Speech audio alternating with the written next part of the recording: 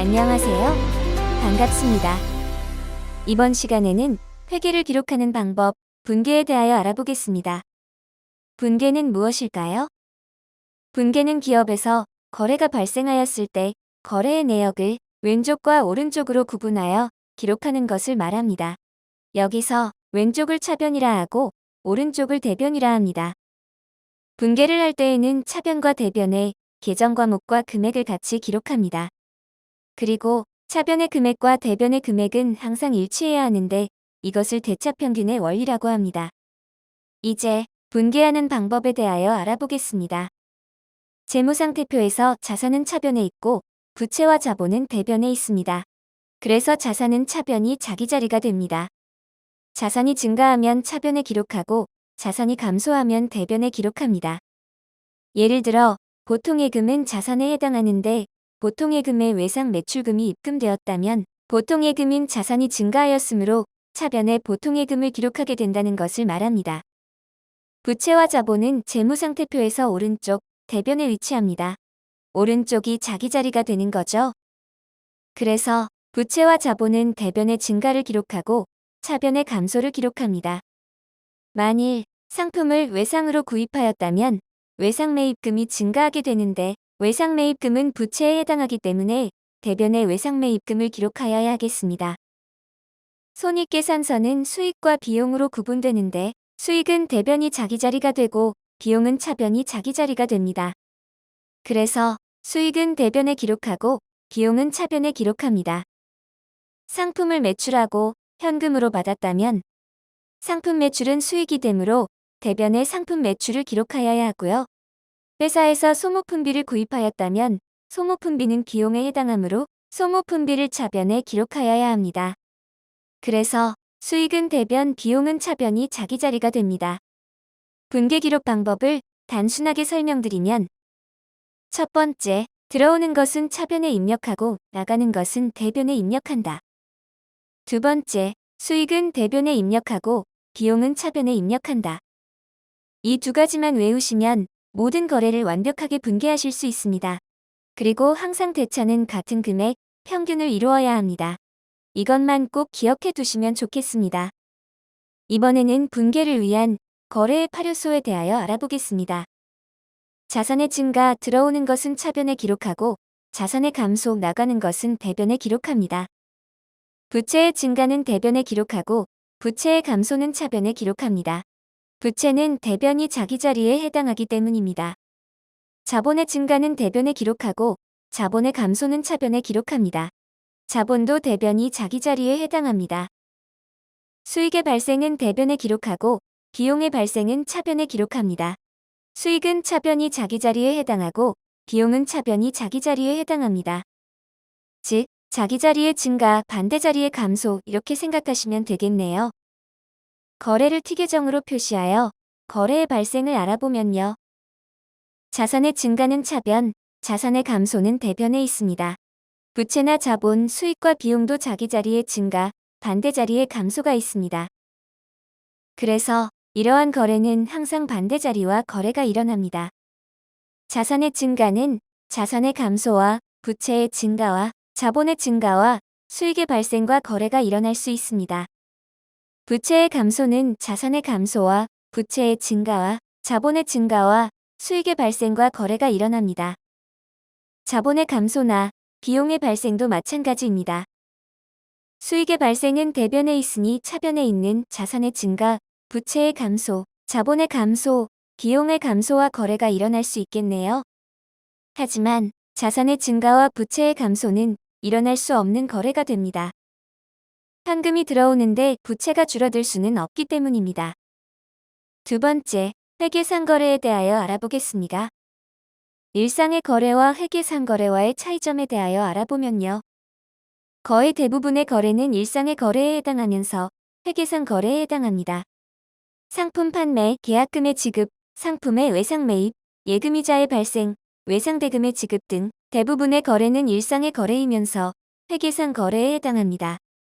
하지만 일부분은 일상의 거래는 맞지만 회계상 거래에는 해당하지 않는 것들이 몇 가지가 있습니다. 상품의 계약, 약속, 소모품의 주문, 담보 제공, 채용 등은 일상의 거래에는 해당하지만 회계상 거래에는 해당하지 않습니다. 왜냐하면 주고 받는 것, 증가와 감소가 없기 때문에 회계로 기록할 수 없기 때문입니다. 회계는 계정 과목과 금액을 반드시 기록해야 하는데 금액이 없어서 기록이 불가능하기 때문에 이러한 거래는 회계상 거래가 될 수 없습니다. 반대로 일상에서는 거래라고 하지는 않지만 회계상 거래에 해당하는 것들이 있습니다. 차량의 파손이나 자산의 증여, 상품의 분실, 건물의 화재, 채무의 면제 등이 있는데 이러한 것들은 회계상 증가와 감소를 금액으로 기록할 수 있기 때문입니다. 자산이나 부채, 수익, 비용의 증가와 감소가 있다면 회계상 기록이 가능합니다. 이제는 분계의 예시를 통해서 분계를 직접 해보시겠습니다. 첫 번째, 재무상태표에 해당하는 자산, 부채, 자본의 거래, 대차거래에 대해서 알아보겠습니다. 대차거래는 수익과 비용이 발생되지 않는 거래로서 자산, 부채의 증감만 있는 거래를 말합니다. 1. 보통예금에서 현금 50만 원을 인출하였다. 분계의 원칙은 두 가지만 기억하자고 하였습니다. 들어오는 것은 왼쪽 차변에 기록하고 나가는 것은 오른쪽 대변에 기록한다. 그래서 보통예금에서 현금이 인출되었으니 보통예금이 감소, 나가게 되고 현금은 증가, 들어오게 됩니다. 들어오는 것, 증가하는 것은 현금 50만 원, 나가는 것, 감소하는 것은 보통예금 50만 원. 이렇게 분계하시면 되겠습니다. 2. 외상 매출금 200만 원이 보통예금으로 입금되었다. 보통예금이 증가하였습니다. 대신 외상 매출금 받을 돈은 줄어들었네요. 차변에 보통예금 200만 원, 대변에 외상 매출금 200만 원. 이렇게 되겠습니다. 3. 상품 150만 원을 매입하기로 계약하고 계약금 10%를 보통예금에서 이체하였다. 매입하기로 한 계약금은 선급금이라 하죠. 계약금의 10%는 15만 원이 됩니다. 그리고 보통예금에서 돈이 나갔네요. 차변의 선급금 15만 원, 대변의 보통예금 15만 원. 보통예금에서 돈이 감소하였으니 보통예금은 대변에 기록하게 됩니다. 4. 외상 매입금 70만 원을 자기압수표 20만 원 지급하고 나머지는 보통예금에서 이체하였다. 외상 매입금 빚을 갚았습니다. 외상 매입금이 감소하고 자기압수표 20만 원이 감소, 보통예금에서 50만 원이 빠져나갔으니 감소가 되겠네요. 부채의 감소와 자산의 감소의 거래로서 차변의 외상 매입금 70만 원, 대변의 현금 20만 원, 보통예금 50만 원이 됩니다. 자기압수표는 현금이라 합니다. 두 번째, 손익계산서에 해당하는 수익과 비용의 손익거래에 대하여 분계예시를 보겠습니다. 1. 거래처 한국상사의 상품을 현금 200만 원에 판매하였다. 상품의 판매는 상품 매출이라 합니다. 상품 매출은 수익이 되니 대변에 기록하고 현금이 들어왔네요. 차변에 현금을 기록합니다. 차변에 현금 200만 원, 대변에 상품 매출 200만 원. 2. 장기 차입금 2천만 원에 대한 이자 100만 원을 대한은행에 현금으로 납입하였다. 이자 비용 100만 원이 통장에서 인출되었네요. 보통 예금의 감소는 대변에 기록하고 이자 비용은 비용이니까 차변에 기록합니다. 차변에 이자 비용 100만 원, 대변에 현금 100만 원. 3. 삼성전자에 투자한 주식에 대하여 배당금 30만 원이 보통예금으로 입금되었다. 배당금에 대한 수익은 배당금 수익이라 합니다. 수익이 증가하였네요. 수익의 증가는 대변에 기록하고 보통예금으로 돈이 들어왔네요. 증가하였습니다. 자산의 증가는 차변에 기록합니다. 차변에 보통예금 30만 원, 대변에 배당금 수익 30만 원. 4. 거래처 경조사에 현금 20만 원을 지출하였다. 거래처 경조사는 접대비, 비용이 되어 차변에 기록하고 현금이 나갔으니 자산의 감소는 대변에 기록합니다.